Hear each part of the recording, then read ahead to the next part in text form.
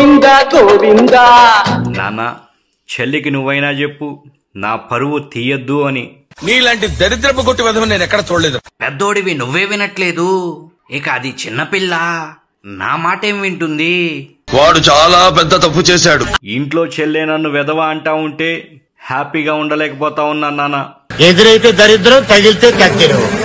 నిజాయితీగా బ్రతుకు, అప్పుడు హ్యాపీగా ఉంటుంది. మండుతున్నట్టుంది. నన్ను రౌడీలా పెంచినవు, అలాగే పెరిగినాను. తప్పు నాదా? నీలాగే నాకు కూడా పదవంటే వ్యామోహం. లక్షల కోట్లు దోచుకోవాలనే ఆశ ఉంటుంది కదా నాన్న. నీ లెక్కల్ని ముక్కలు చేసి కుక్కలకయ్యా, ఎంత దూరం ఆలోచించావురా? నాది ఆశ, నీది అత్యాశ. నాది వ్యామోహం, నీది వ్యాపారం. నీతో నన్ను పోలుస్తావా వెధవా? పరమ దుర్మార్గుడు సార్ వీడు. ఏ సైడ్ సార్ వీడిని? చీచి, చచ్చి బ్రతికిపోయావు. లేదంటే బాబాయ్ లాగానే నా చేతుల్లోనే నిన్ను చంపేవాడిని. గొడ్డలతో నరకడం జరిగింది. దుర్మార్గుడా, నీ సంగతి తెలిసే నేను ముందే చచ్చాను.